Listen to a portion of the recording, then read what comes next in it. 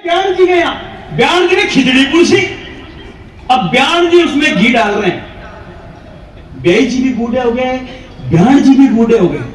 अब ब्यान जी घी की धार चला रही है, तो ब्याई जी कह रहा है कि बह गया भाव स्वभाव मतीरियां गलगी। बह गया भाव स्वभाव मतीरियां गलगी, अब कतई घी गालो ब्याणिया वे बाता तो टलगी।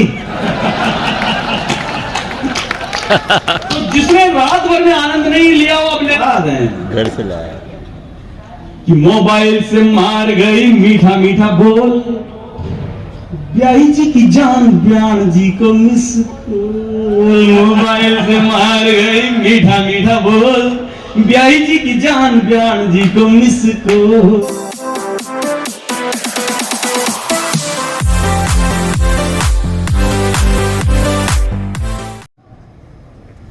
उपस्थित सभी निशुल्क श्रोताओं को प्रणाम करता हूं, मां सरस्वती को प्रणाम करता हूं, प्रभु द्वारकाधीश को प्रणाम करता हूं। मुझे लगता है कि सामने कुछ नीचे खाने पीने की व्यवस्था चल रही है। देश में परिवर्तन आया है, पहले लोग ऊपर खाया करते थे।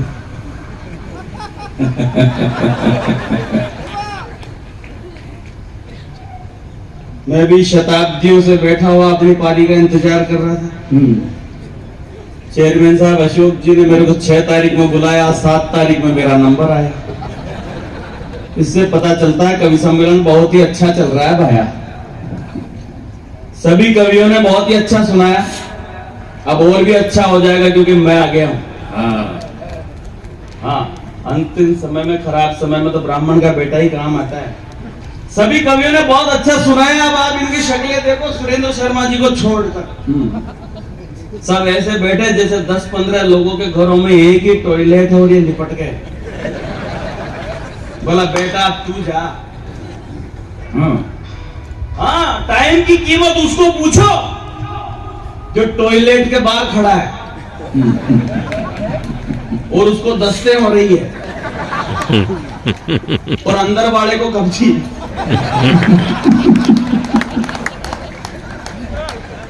यही चलता रहा रात भर। कभी सोच रहा मेरा नंबर आ जाए, एक सोच रहा मैं ऐसे कर दूं, तो मिला करके धीरे धीरे करके कवि सम्मेलन बहुत ही अच्छा हो गया। धीरे धीरे करके सब अच्छा होता आया है। अपने पूर्वज पहले ही कह गए धीरे धीरे रे मना धीरे सब कुछ होए। धीरे धीरे करके अपन 125 करोड़ तो हो ही गए। ये तो धीरे धीरे का ही परिणाम था। जल्दी में होते तो भी मंगल ग्रह पे प्लाट काट रहे होते। सभी कवियों ने बहुत अच्छा सुनाया। मुझे आज्ञा दी गई है कि मुझे कुछ लोक रंजन सुनाना है।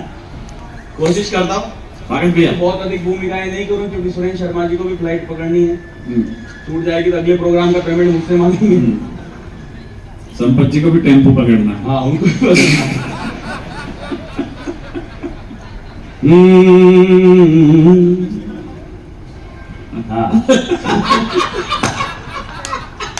और बुला ले पहले। आज आपको शायद पता नहीं होगा जितना कवि सम्मेलन का आनंद आप ले रहे हो उससे कई गुना ज्यादा मंच पर कवि लोग ले रहे हैं। हाँ, क्योंकि आज एक अद्भुत कवि सम्मेलन हुआ। जिस कवि सम्मेलन में 84 साल के पदम अलवेला जी को इतनी मोहब्बत के साथ सुना जाए वो निस्संदेह अद्भुत कवि सम्मेलन है। हाँ, क्या पर्सनालिटी देखो आप 84 साल की उम्र में ऐसा स्लिम पर्सनालिटी बना रखी है बॉडी को। बरसती बरसात में भी नहीं भीजते ये। पानी की 2 बूंदों के बीच में जितनी जगह मिलती है उसमें से निकल के भाग जाते हैं। ऐसा बना रखा है बदन। एक जगह से दूसरी जगह जाने के लिए इनको आवागमन के साधनों की जरूरत नहीं पड़ती। किसी भी चाहने वाले को कहते हैं जब थोड़ी सी फूंक मारना। एक बार तक किसी मोहब्बत करने वाले ने थोड़ी ज्यादा फूंक मार दी तो समंदर में जाके गिर गए, पर डूबे नहीं क्योंकि पानी का वजन इनके वजन से ज्यादा था। तो ये लोकानंद है, हम सब लोग रात भर करते रहे। मैं आपको आनंद के कुछ गीत सुनाता हूँ। स्वागत है। देखो जी, आप दुनिया की कोई सी भी लैंग्वेज सीख जाओ, जर्मन सीख जाओ, इंग्लिश सीख जाओ, फ्रेंच सीख जाओ, स्पेनिश सीख जाओ, पर अंधेरी रात में कुत्ता पीछे पड़ जाए तो राजस्थानी में दुर्रा ही काम आता है। कोई काम आने वाला है क्योंकि राजस्थानी भाषा है। मेवाड़ में अलग, ढूंढाड़ में अलग, शेखावाटी में अलग, हाड़ौती में अलग, सभी जगह अलग अलग प्रकार से बोलते हैं। हमारे अजमेर मेरवाड़ा की लड़की की सगाई करी आपके इधर मेवाड़ में। लड़के वालों से पूछा साहब दहेज में क्या लोगे? लड़का वाला बोले माँ कह तो दहेज में कई नछा वैसा, मैं तो मिनखा का भूखा हाँ। मिनखा ना खाई, बेटी देवा की रिस्क कौन उठाए? पर ये बोलियों का माधुर्य है। एक परिवेश की लड़की मेरे क्षेत्र में आई, उसको उसके परिवेश का प्रभाव, वो घर में साफ सफाई करना चाहती थी, तो साफ सफाई करने के लिहाज से सासू जी से बोली सासू सूं पड़ो साफ कर दूं के? सासू बोली तो यही करवाना, ये कर। अच्छा गांवों में आज भी खाना बनाने के लिए चूल्हा जलाना पड़ता है, तो चूल्हा जलाने के लिहाज से सासू जी से बोली सासू लापो लगा दूं के? सासू बोली तो गजब करती। थोड़ी देर बाद उसकी जेठू थी, जेठ की बच्ची, घर में ऊंची ताक होती जिसको लोग टांड कहते, उस पर एक डिब्बा रखा हुआ था, उसको उतारना चाहती थी पर हाथ नहीं पहुंच रहा था। जंप लगाती नीचे रह जाती, जंप लगाती नीचे रह जाती। उस बहू से रहा नहीं गया, उसका पति भी वहीं खड़ा हुआ था। उसने कहा काई ऊबा ऊबा देखो हो, इधा की मारांड न खांदे लियो।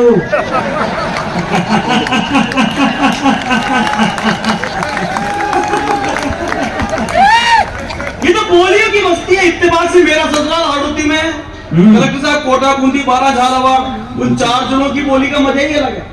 हाँ तो अच्छा घर जाते जब पूछते ही पत्नी से कि भाई सबने खाना वाना खा लिया है क्या? तो मैंने भी पत्नी से पूछा भाई सबने खाना खा लिया क्या? वो बोली हो या न खा ली ब न खा ली, अब खाना ही खानो बाकी चे। लक्ष्मी मैंने तो मान बोल, इससे कोई फर्क नहीं पड़ता कि हम किस भाषा में अपनी बात कहते हैं। भाषा के प्रयोग करने के तरीके से पता चलता है कि कौन आदमी कितना सभ्य है, कौन आदमी कितना असभ्य है। कल को कोई ये कहे कि मिठाई बहुत सुंदर है तो उससे सावधान रहना हो, परसों ये नहीं कह सकता आपकी पत्नी बहुत स्वादिष्ट है।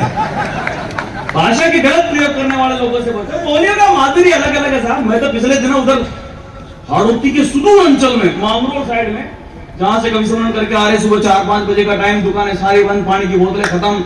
एक गांव के बाहर महिलाएं हैंडपंप पर पानी भर रही थी। मैंने जाकर के एक महिला से कहा माई थोड़ा पानी पिला जे। वो बोली नीचे बैठ पा दूंगी। बोलियों का आनंद था। मैं पिछले दिनों उधर यात्रा हुआ था, गुजरात यात्रा पर। सिनेमा हॉल में पिक्चर लगी हुई थी सुकातर बीरनी, नीचे लिखा हुआ था चालू है। बोलियों का माधुर्य था। सभी भाषाओं का अपना आनंद है, लेकिन इस भाषा का अलग ही आनंद है। हमारे सुरेंद्र शर्मा जी से मैंने पूछा आपको तो दुनिया की कई भाषाएं आती होती?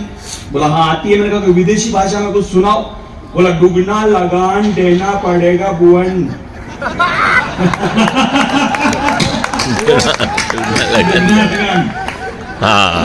बोलियों का माधुर्य है। अपने अपने रस में घूमते, अपने रस में लेते हैं आनंद।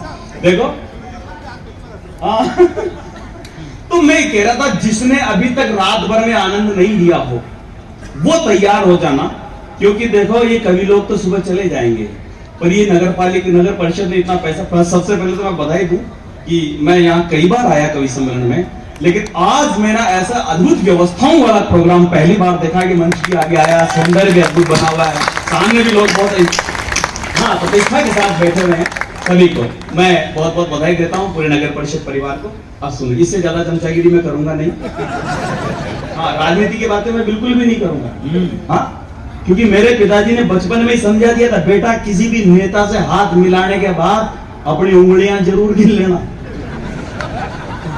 मेरी नजर में 3 ही तरह के नेता श्रेष्ठ होते हैं। प्रथमम अजायतो, पहला वह जिसने जन्म ही नहीं लिया। द्वितीयम नेव जायतो, दूसरा वो जो जन्म लेना ही नहीं चाहता। तृतीयम चित्र विलिख्यते, तीसरा वो जिसकी तस्वीर पर माला लग गई हो। हाँ मैं पिछले दिनों मेरे शहर के गांधी चौराहे से निकल रहा था भाई साहब, रात 11-12 बजे। संपत जी भाई साहब मैं आपकी भी दाद दूंगा, आज मैं भी दिमाग लगा के अच्छी अच्छी चीजें लिखी, लेकिन आज काम तो वही है जो पहले कभी काम में नहीं लेते थे। शहर के सुनसान चौराहे से, गांधी चौराहे से आधी रात को 11-12 बजे निकल रहा था, कोई नहीं था। मैं जा रहा था, पीछे से आवाज आई बुद्धि प्रकाश। मैंने पलट के देखा कोई नहीं, जाने लगा, फिर आवाज आई बुद्धि प्रकाश। मैंने देखा पलट के कोई नहीं, पर गांधी जी की मूर्ति बोल रही। और मैंने कहा बापू आप? बोला हाँ। ये बड़ा देश को आजादी किसने दिलाई? अरे मैंने कहा बापू आपने दिलाई। बोले महाराणा प्रताप ने दिलाई। मैंने कहा नहीं बापू, वो स्वाभिमान के लिए लड़े, लेकिन आजादी तो आपने दिलाई। बोले शिवाजी ने दिलाई। मैंने कहा नहीं बापू, उन्होंने मुगलों के दांत खट्टे कर दिए, लेकिन आजादी तो आपने ही दिलाई। बोले झांसी की रानी ने दिलाई। मैंने कहा नहीं बापू, उन्होंने आजादी की लड़ाई शुरू की, पर आजादी तो आपने ही दिलाई। तो बोला अच्छा, वो सब घोड़े पर।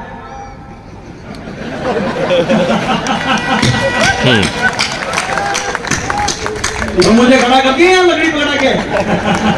बड़ा मन का तो टेंशन का विषय। मैंने जाकर मेरे मोहल्ले के नेताजी से कहा कि गांधी जी की मूर्ति के लिए घोड़े की व्यवस्था करो। मोहल्ले के नेताजी बोले तेरा दिमाग खराब है, गांधी जी की मूर्ति कभी बोलती है क्या? मैंने कहा विश्वास नहीं तो चल के देखो। अब मैं मेरे मोहल्ले के नेताजी को साथ लेकर गांधी चौराहे की तरफ बढ़ रहा था, तो दूर से ही गांधी जी की मूर्ति बोली, रे बुद्धि प्रकाश, ये तू क्या करने जा रहा है? अरे मैंने तुझे घोड़ा लाने को कहा था।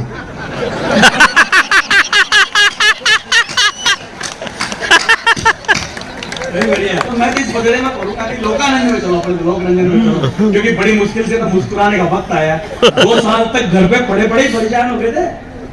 हाँ, इतने पढ़े रहे, इतने सोए कि मेरे तो सपने जितनी होने लग गए थे। अच्छा, मेरे साथ एक प्रॉब्लम और थी भाई साहब विनीत जी, मेरे हर 2 सपनों के बीच में विज्ञापन भी आने लगे थे। बड़ा विचित्र समय था।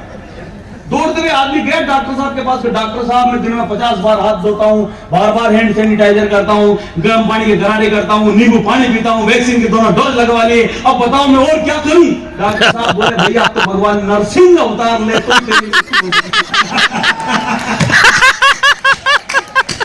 मेरे को रामचंद्र जी आगे तेरे नाभि में। बड़ी विचित्र स्थिति थी साहब। कितना पड़े रहते थे ये विनीत जी भाई साहब। इनके घर के बाहर तो सब्जी बेचने वाला आया ठेला लेकर के, बोले यार एक काम कर, तू थोड़ी देर बैठ करके मेरे घर पे टीवी देख, मैं तेरा ठेला लेकर के तुम्हारा घूम के आता।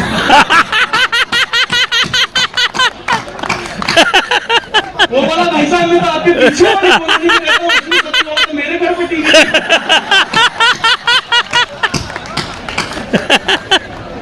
बड़ी विचित्र स्थिति।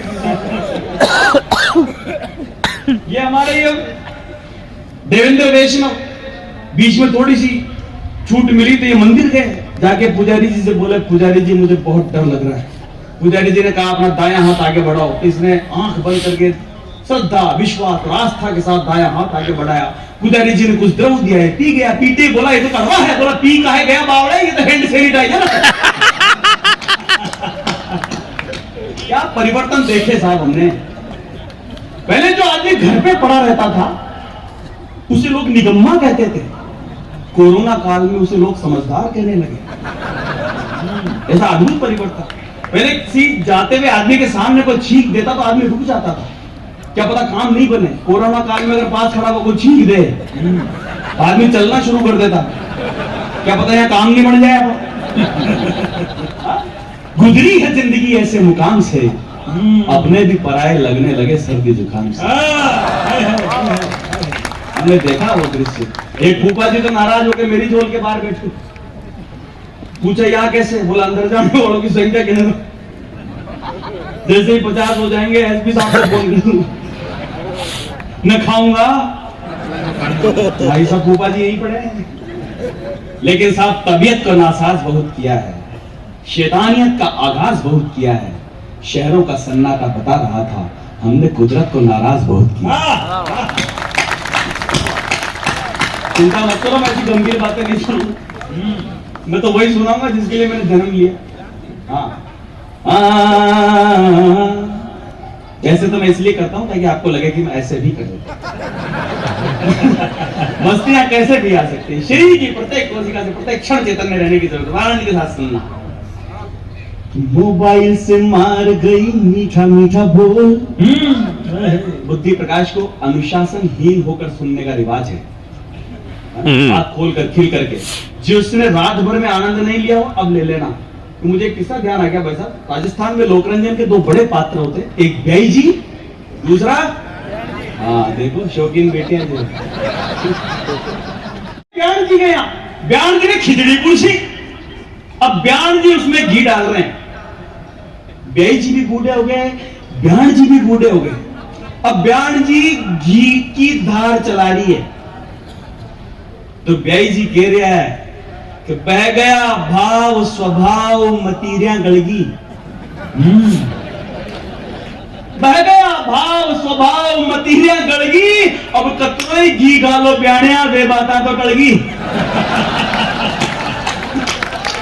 तो जिसने रात भर में आनंद नहीं लिया वो अब ले लेना, वरना फिर कल कवि सम्मेलन नहीं होगा यहाँ पर। कवि सम्मेलन तो आज ही हो रहा है, इसका आनंद आज ही लो। अब तब मैं आपको सुनाता हूँ कि मोबाइल से मार गई मीठा मीठा बोल। ये जो हमारे लोकरंजन के दो बड़े पात्र ना, बेई जी और ब्याण जी, इसलिए बड़े पात्र हैं सर कि यहाँ शादी विवाह जैसे सुमांगलिक अवसरों पर जब हमारे बारात आती है तो ब्याणियां सैया उनको गालियां देती। आइए वैसा पधारिए। बेई जी कहाँ से आ रहे हो आप? घर से? अच्छा अभी गए बाथरूम गए। सफलता पूर्वक मतदान करके आए हो। मोबाइल में मार गए मीठा मीठा बोल। तो मैं कह रहा था लोकरंजन के दो बड़े पात्र होते हैं, बेई जी को गालियां दी जाती है और आदमी मुंडी हिला हिला के सुनता है। जब बारात जी में बैठती तो हमारी माताएं बहनें गाती है, अब तो उठो रे भूखा नारड़ाओ काई जीन्या जाशो रे कोठ्यार को राम रुखाड़। कभी कभी तो आपस में भी गालियां देती है, आई मिसरी वाई मिसरी सबसे पहली तू ही पसरी। ना हमारे यहाँ का मैं ये ऐसे गीत इसलिए लिखता हूँ संपत जी भाई साहब, इसलिए लिखता हूँ क्योंकि ये जो हमारी माताएं बहनें जो गीत गाती है, ये गीत किन गीतकारों ने लिखे, वो गीतकार मर गए पर उन गीतों के कंधों पर सवार होकर हमारी ये संस्कृति हजारों सालों से यात्रा करते हुए हम तक पहुंची। क्या बात है। इसलिए मैं कहता हूँ तेरा वैभव हमारा रहे वहां हम दिन चार रहे न रहे। बता दिए कुर्सी साथ ही लाए हैं, बड़े आत्मनिर्भर होता है।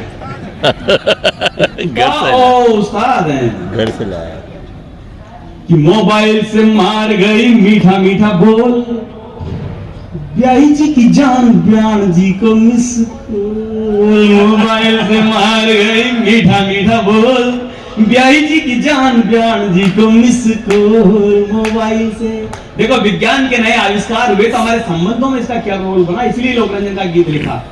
अब आजकल प्रेम प्यार मोहब्बत में दिल टूट जाए तो दर्द नहीं होता है, असली दर्द तो तब होता है जब आप मोबाइल को चार्जर पर लगा कर जाओ और 2 घंटे बाद आकर देखो कि बटन दबाना तो भूल ही गए थे। आज भी होता है। तो मोबाइल से मार गई मीठा मीठा बोल, ब्याही जी की जान ब्याण जी को मिस कॉल। मोबाइल से बुढ़ापा में ब्याही जी का नखरा तो देख, दाढ़ी बढ़ाए कर किया कॉल बैक। फ्रेशनेस के साथ ब्याण जी को अच्छा लगना चाहिए, मोबाइल पर इतना ध्यान रखते हैं, क्या पता अचानक वीडियो कॉल हो जाए तो। बुढ़ापा में ब्याही जी का नखरा तो देख, दाढ़ी बढ़ाए कर किया कॉल बैक। बार बार ऊपर का बटना न खोल, बार बार ऊपर का बटना न खोल, देवानंद की स्टाइल में डील खावा झोल। मोबाइल से मार गई मीठा मीठा बोल, ब्याही जी की जान ब्याण जी को मिस कॉल। मोबाइल से अब अगला सीन देखना, ब्याण जी से बोला करके कमरा में लोग, कुछ चीजें कॉन्फिडेंशियल होती है जो छोरे छापरों के सामने करने की नहीं होती। ये बुजुर्ग लोग ये हमें कुछ सिखाना थोड़ी चाहते थे, ये तो हम ही नालायक हैं जिनको देख देख के सब सीखे। ब्याण जी से बोला करके कमरान लोग, मिस कॉल मारबा को पाड़े का ही शौक। और कहना हो जो सांची सांची कह दे मुंडो खोल, कहना हो जो सांची सांची कह दे मुख खोल। मैं अजय देवगन तुम्हारी काजोल। मोबाइल से मार गई मीठा मीठा बोल, ब्याही जी की जान ब्याण जी को मिस कॉल। मोबाइल से तो बाप ने संभालवा को करके जतन, ब्याण बोली गलती से दब गयो बटन। बात ने संभालवा को करके जतन, ब्याण बोली गलती से दब गयो बटन। माफ करो ब्याई जी बनाओ नमखोल, माफ करो ब्याई जी बनाओ नमखोल। काकी घंटी बाजवा मामा को कहीं रो। मोबाइल से मारे